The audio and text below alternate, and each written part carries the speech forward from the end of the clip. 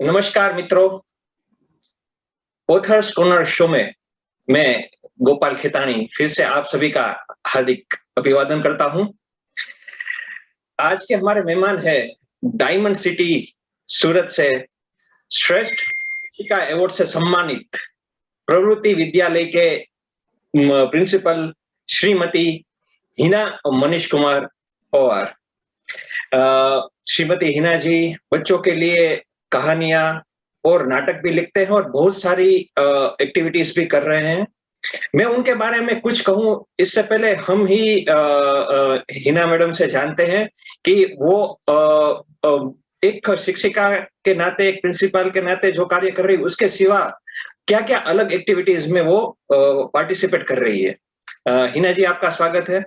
हमारे प्रेक्षकों को बताइए कि आप साहित्यिक प्रवृत्ति और अन्य प्रवृत्तियों में क्या रुचि रख रहे हैं और कैसे बच्चों को मार्गदर्शन दे रहे हैं।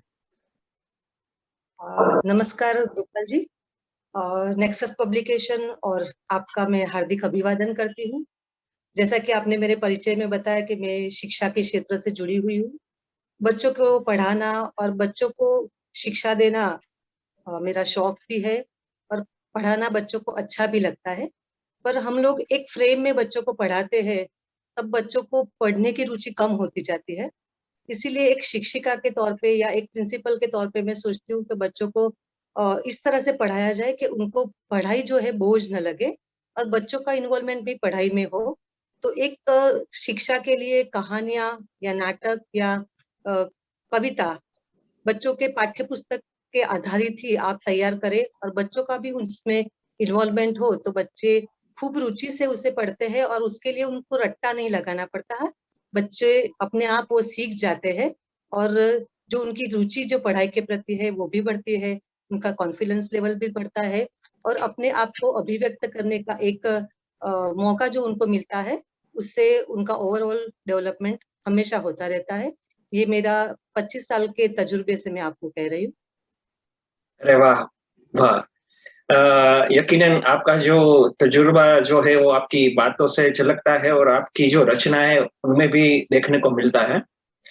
तो अगला जो मेरा प्रश्न है मैं ये जानना चाहता हूँ मैडम कि जो आप बाल कहानियां लिखती हैं और बड़ों के लिए जो कहानियां लिखते हैं, तो उस समय ये दोनों कहानियां लिखते में क्या चीजें आपको ध्यान में रखनी पड़ती है? आपका जो तजुर्बा है, आपका जो अनुभव है, वो हमसे साझा करें। बच्चों के लिए जब भी आप कहानियां लिखते हो, जब कहानी की बात आती है तो बच्चे हो या बड़े, सबके चेहरे पर एक चमक आ जाती है। तो बाल कहानियां जब आप लिखते हो तो कहानी एक ऐसा माध्यम है जिसके जरिए आप बच्चों को एक शिक्षा तो देते हैं, मनोरंजन भी देते हैं, साथ में उसके नैतिक मूल्यों का भी उसके अंदर गठन होता है। साथ में हम बच्चों को जीवन मूल्य भी सिखाते हैं और एक अच्छा नागरिक बनाने की जो शिक्षा है वो कहानी के जरिए आप दे सकते हैं। तो कहानी जो बच्चों के लिए लिखी जाती है, उस वक्त लेखक को बच्चों का मानस मतलब बाल मनोवैज्ञानिक अभिगम जो है उसको समझना बहुत जरूरी है, क्योंकि जो भी कहानी आप बच्चों के लिए लिखती है वो बच्चों तक पहुंचे तब उसके मानस पट पर जो असर करती है वो बहुत जरूरी है। तो लेखक को उस बात का ध्यान रखना चाहिए। साथ में हमारा बच्चा जो है, जो आने वाले कल का नागरिक भी है, तो कहानी के जरिए एक पॉजिटिविटी और एक अच्छा उद्देश्य बच्चे को प्राप्त हो जो उसके जीवन को बेहतर बनाए, उसके जीवन की राह में सत्य, प्रामाणिकता और जीवन के जो मूल्य है उसको वो अपने आप में आत्मसात करे। उस तरह का चयन एक लेखक को करना चाहिए। और जब बड़ों के लिए हम लोग कहानी लिखते हैं तो बड़ों के विषय वस्तु के अनुसार आप जो भी उसकी पृष्ठभूमि है उसका आप ध्यान रख सकते हैं। जब भी कहानी की शुरुआत करो, आरंभ करो, तो उसकी शुरुआत बहुत रोचक ढंग से होनी चाहिए ताकि पढ़ने वाला पाठक जो है उसको रुचि पूर्वक उसको कहानी में रुचि दिखाए। साथ में जो भी आपके पात्र है वो पात्र उस पृष्ठभूमि के साथ रिलेट करते हो, उनके जो संवाद है या घटनाएं जो हो एक एक दूसरे में ताने बाने की तरह बुन जाए और जो भाषा प्रयोग करे, आप बोली प्रयोग करे, वो उसके सामाजिक उसका दरज्जा है उसको भी रिलेट करे। और जब कहानी के अंत की ओर आप आगे बढ़े तो सारांश जो आना चाहिए वो भी पॉजिटिव होना चाहिए, क्योंकि हम लोग सब ऐसे लोग हैं भारतीय ज्यादातर कि और मतलब जिसका अंत अच्छा वो सब कुछ अच्छा। तो जो पढ़ने वाला पाठक है उसके अंदर भी वो कहानी को पढ़ के पॉजिटिविटी आनी चाहिए। और शीर्षक, जब कहानी का शीर्षक आप लेते हो तो उस वक्त भी आपको ये ध्यान रखना चाहिए कि पूरे कहानी का जो मर्म है एक शब्द में या एक छोटे से वाक्य में आप दर्शा पाए। अरे तो वाह! ये डिफरेंस आप रख सकते हो। यकीनन आपका जो ये उत्तर था उससे हमारे जो प्रेक्षक है और जो युवा साहित्यकार है उनको काफ़ी अच्छी नॉलेज आज मिली है। आपने जो पूरा कहानी का जो स्ट्रक्चर रहता है वो पूरा बहुत ही अच्छे और रसप्रद तरीके से संक्षिप्त में सब कुछ पॉइंट में ये बता दिया है। और जी हाँ, आपने जो कहा कि अंत भला तो सब भला, ये चीज़ें भी याद रखनी ज़रूरी है। स्पेसिफिकली जो अभी का जो माहौल है, उस चीज़ में हमें जो पॉज़िटिविटी एक सकारात्मक ऊर्जा जो फैलानी है, वो साहित्यकार अपनी कलम से फैलाए तो ये भी एक बहुत बड़ी बात होगी। मित्रों, मैं पहले भी जो कह चुका हूँ कि नेक्सस स्टोरी कॉम्पिटिशन जो आयोजन किया गया था नेक्सस पब्लिकेशन सूरत द्वारा, राष्ट्रीय स्तर पे ये 4th नेशनल लेवल कॉम्पिटिशन थी, जिसमें हिंदी, अंग्रेजी एवं गुजराती भाषा के साहित्यकारों ने इस कंटेस्ट में हिस्सा लिया था। मुझे ये कहने में अत्यधिक हर्ष हो रहा है कि हिना मैडम की जो कहानी है उसको प्रथम पुरस्कार मिला है। मैडम, आप इस कहानी से क्या कहना चाहते हैं और क्या इंस्पिरेशन रही थी इस कहानी के पीछे?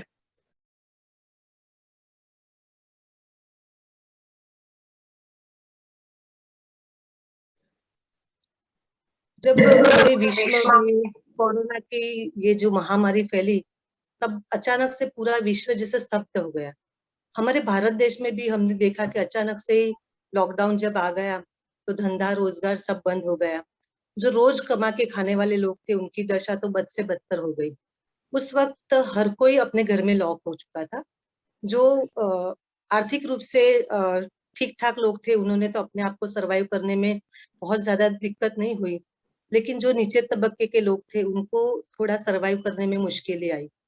तो तब लोग ने सोचा कि हम लोग भी किसी और को मदद करना चाहे तो किस तरह कर सकते हैं, क्योंकि उस वक्त डॉक्टर्स, पैरामेडिकल स्टाफ, सफाई कामदार, पुलिस वो अपना काम तो ठीक से कर रही थी, लेकिन घर में जो बंधे हुए लोग थे वो लोग भी सोच रहे थे कि बाहर के लोग जो है जिनको हमारी मदद की जरूरत है पर हम लोग उनकी मदद नहीं कर पा रहे।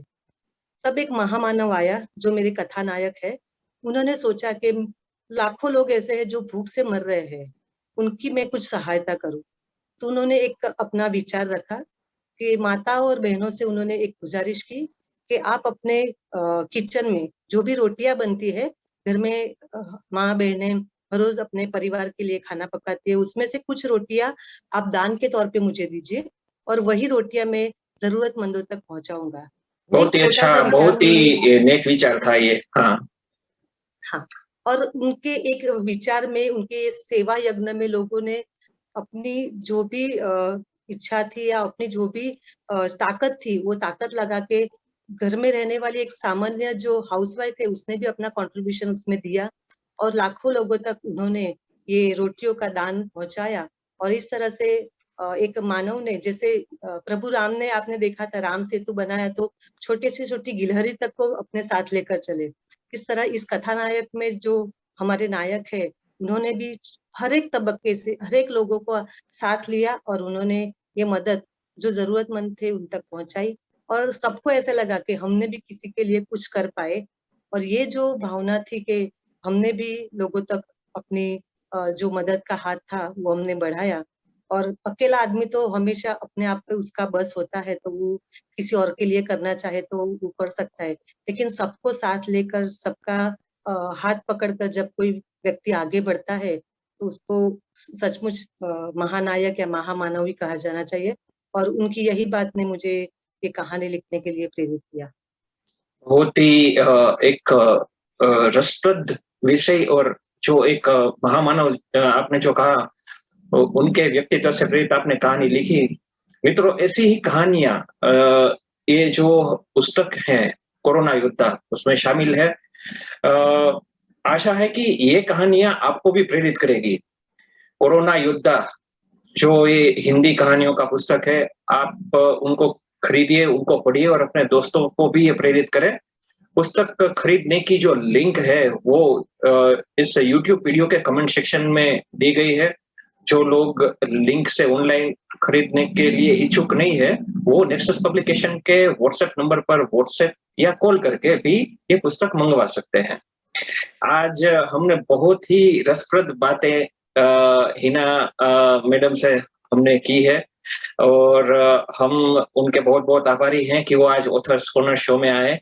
मैडम बहुत ही अच्छा लगा, थैंक यू। और आगे भी हम ये आशा करते हैं कि आपके और भी पुस्तक और भी कहानियाँ जब प्रकाशित हो, तो हम वापस आपसे ऐसे ही कुछ रसप्रद बातें आपसे कर पाएँ। मैं नेक्सस पब्लिकेशन और आपका भी शुक्रिया अदा करती हूँ कि आपने एक मंच दिया लोगों को अपनी भावनाएं व्यक्त करने का, और आपके अपने आसपास जो भी प्रेरणादायी व्यक्तित्व है उनकी स्टोरी बताने का एक मंच आपने जो प्रोवाइड किया है, इसके लिए नेक्सस पब्लिकेशन को मैं आभार व्यक्त करती हूँ। और ऐसी सोच के कहानी लिखने के लिए नवोदितों को भी प्रेरणा मिले, ऐसी सोच के साथ आप चल रहे हैं, तो हमारा भी कुछ योगदान आपको चाहिए। तो हर हमेश हम आपके साथ रहेंगे। और मैं इच्छा रखती हूँ कि कहानी लिखने के और वर्कशॉप आप बड़ों के लिए तो शायद सोच ही रहे होंगे, पर थोड़े यंगस्टर है या टीनेजर्स है उनके लिए भी आप सोचे, तो एक समाज को एक नई दिशा मिलेगी। और नेक्सस पब्लिकेशन की जो सोच है उसको भी मैं सैल्यूट करती हूँ। Thank you very much. Thank you. आपके जो सूचन है उसके ऊपर अभी नेक्सस पब्लिकेशन काम कर ही रहा है। आपने जो कहा उसी हिसाब से हम प्लानिंग कर रहे हैं कि हिंदी, गुजराती और इंग्लिश के लिए ये वर्कशॉप का आयोजन हो, जहाँ पे पुस्तक कैसे लिखा जाए, कहानी कैसे लिखी जाए और कैसे पुस्तक प्रकाशित करें, उसके बारे में हम 2 डेज़ का वर्कशॉप का आयोजन करने की कोशिश कर रहे हैं। डेफिनेटली हम सभी मित्रों को भी सूचित करेंगे। वंस अगेन थैंक यू, आभार, धन्यवाद। शुक्रिया।